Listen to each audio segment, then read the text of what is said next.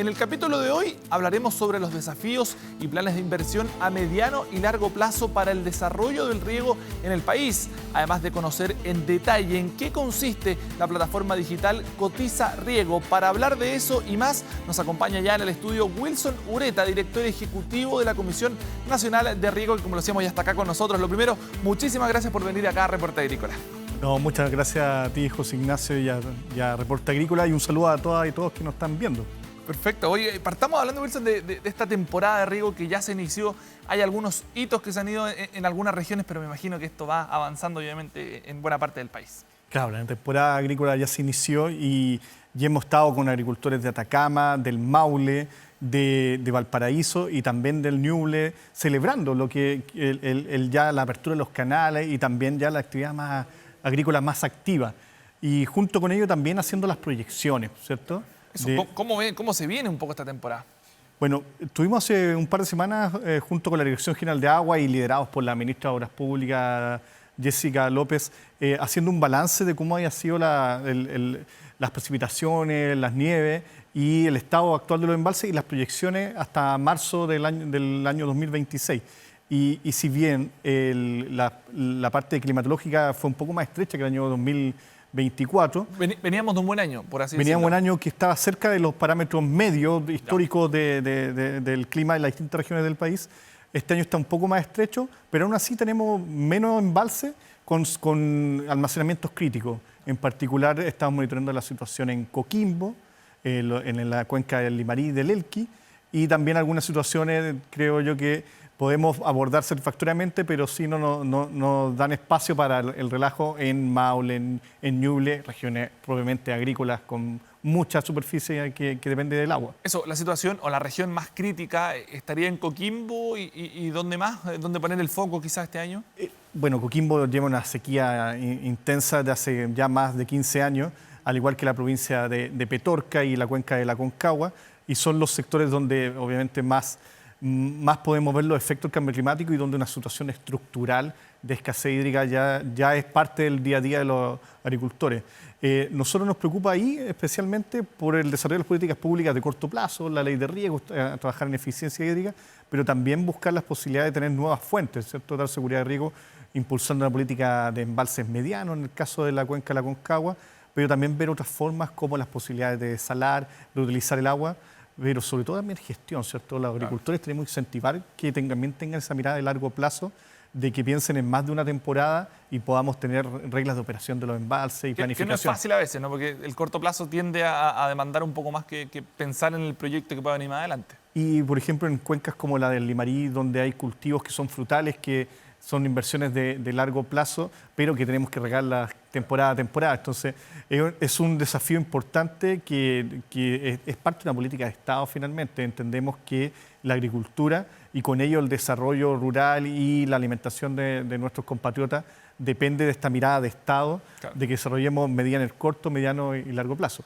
Ahora, cuando dices que estamos algo un poquito más estrecho, ¿a qué te refieres? ¿Que no hay suficiente agua o sí hay suficiente agua para poder enfrentar esta temporada? No, yo no diría que no hay agua para enfrentar la temporada. Lo que sí creemos es que va acumulándose una situación de estrechez, por ejemplo, en la cuenca de Limarí y de Elqui, y en el caso de Ñuble, el llamado a tomar más medidas para el uso eficiente del agua. Las organizaciones de usuarios de agua lo saben perfectamente, ellos han avanzado en tecnología en conjunto con la CNR, el financiamiento de la ley de riego, por ejemplo, para tener tecnologías para operar de manera más eficiente los sistemas de riego extraprediales, pero también en el ámbito de la tecnificación. Es un llamado a no descuidarse, ¿cierto? A que no porque un año llovió, el siguiente va a seguir siendo igual. Y así fue, por cierto, fue más estrecho. Todo este trabajo y todo esto que se habla con el fin de garantizar finalmente el agua para los agricultores, para la pequeña familiar también. Así es, y el Código Agua lo muestra muy bien. El consumo humano está asegurado, por cierto, para esta temporada, y nosotros pensamos que hay un trabajo muy desarrollado por los sistemas sanitarios rurales, ¿cierto?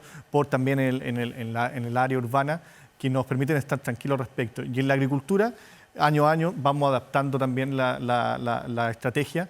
Nunca olvidar que la agricultura es del agua dulce que nosotros utilizamos en el país, el 75% lo usa la agricultura, y por ende cualquier acción que tomemos nosotros en términos de eficiencia hídrica, de seguridad, tiene gran impacto en la disponibilidad de agua en una cuenca. Hoy día, ¿qué herramientas hay para enfrentar la escasez hídrica?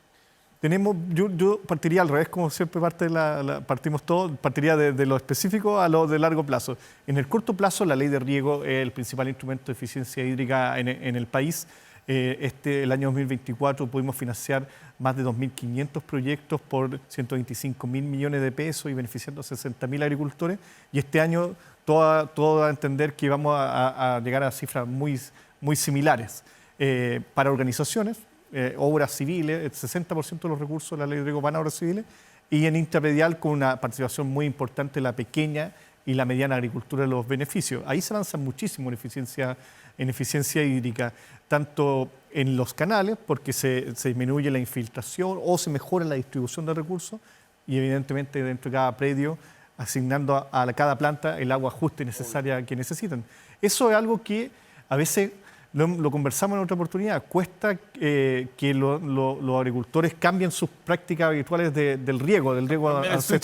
Cambiar el switch, pero cuando ven que al vecino le resulta e incluso mejora sus producciones, su rendimiento de los cultivos, utilizando menos agua, ya es más fácil, el camino se allana. Y ahí la importancia de la transferencia tecnológica. ¿Y se ha notado el cambio de cuando un agricultor ve, por así decirlo, al de al lado y que le resulta eficiente? ¿Ha habido un cambio también? Por cierto que sí, y hay que hacerlo de manera activa. Nosotros con la CNR y también con organismos como el INDAP o la CONADIE agotamos importantes esfuerzos en poder tener parcelas demostrativas, en hacer giras tecnológicas con los agricultores, hacer programas de transferencia tecnológica para que conozcan la iniciativa exitosa y además difundir los instrumentos. Es muy importante que las personas sepan cómo postular a los instrumentos del Estado.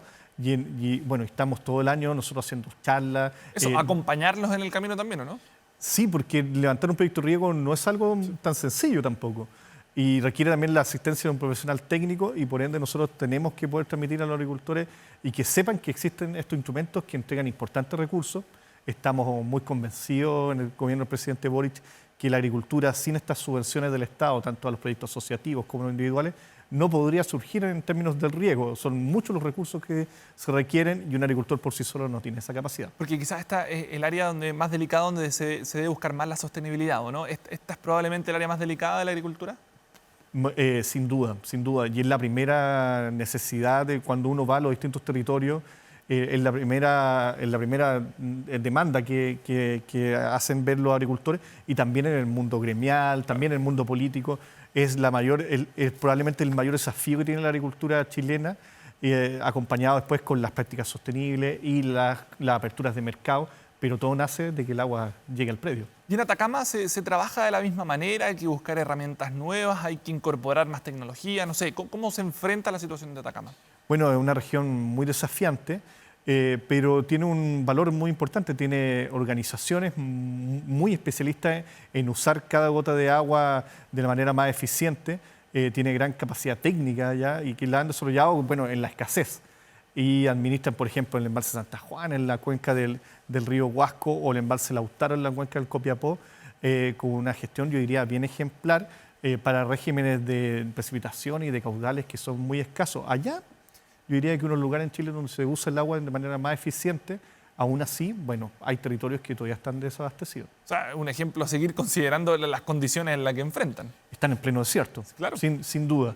Y creo que ellos esa desventaja la transformaron en una fortaleza técnica. Y ahí, por ejemplo, haciendo balance de esta nueva ley de riego, ¿ya se tiene un poco el impacto que ha tenido? Por cierto que sí. En este periodo del gobierno del presidente Boric ha tenido un impacto muy importante, sobre todo con las reformas legales del año 2023, en donde pasamos de tener un 25% de inserción en el segmento de la pequeña agricultura, además del 50% de los recursos en proyectos individuales de tecnificación. Un ámbito muy, muy relevante, porque también como Estado tenemos el deber de cerrar las brechas en el acceso al agua, el acceso a la tecnología. Los pequeños agricultores, según el último censo agropecuario, solo el 10% está tecnificado. Entonces tenemos hay un margen importante todavía por alcanzar. Y se traduce en más litros, se traduce en que en los canales llega el agua al último usuario de los canales, se traduce también en cosas que van más allá del agua. Muchos de los proyectos de la nueva ley de riego hoy día incorporan energías renovables no convencionales para la operación de los sistemas, paneles solares. Y eso disminuye la cuenta de la luz, tanto la actividad agrícola como la de la casa. Y otro tema que yo lo he destacado bastante y que el mismo presidente Boric en sus distintas intervenciones con el mundo agrícola, las cuales ha tenido muchas, ha destacado que la inserción de la tecnología en el mundo del agro hace que la agricultura sea una actividad más liviana, que hoy día para regar se presiona un botón en un proyecto. Cosa que antes era un poco impensado. Y que era estar toda la tarde haciendo zanja y que el agua no se le escapara de un lado para otro, entonces utiliza de forma más eficiente el agua.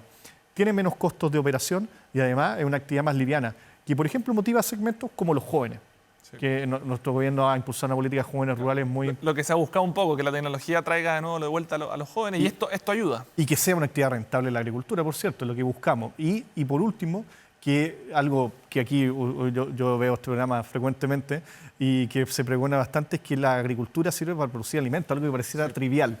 Pero nosotros en los tiempos de hoy y las demandas futuras por alimentos van a ser muy relevantes y bueno, el agua de riego por eso tiene que ser lo mejor utilizada, para producir más con menos. Y por ejemplo hay concursos de la ley de riego, ¿en qué consisten? ¿Cómo se puede trabajar en eso también? Bueno, hoy ya llevamos bastante del año transcurrido, pero la ley de riego funciona en base a un sistema de concursos para la subvención de obras privadas de riego.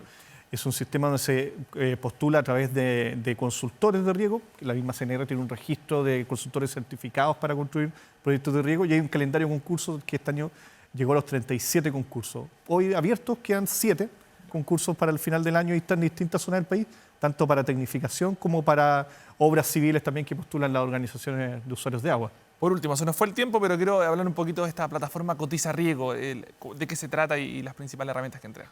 Bueno, el Cotiza Riego es una de las iniciativas que nos tiene muy entusiasmados en el marco de los 50 años de la Comisión Nacional de Riego. Estamos de aniversario, claro. Estamos de aniversario y en ese sentido quisimos también tener varios hitos que nos ayudan a mejorar nuestra gestión y también, como lo que conversamos, también proyectarnos en el largo plazo cuáles son las necesidades del riego futuro.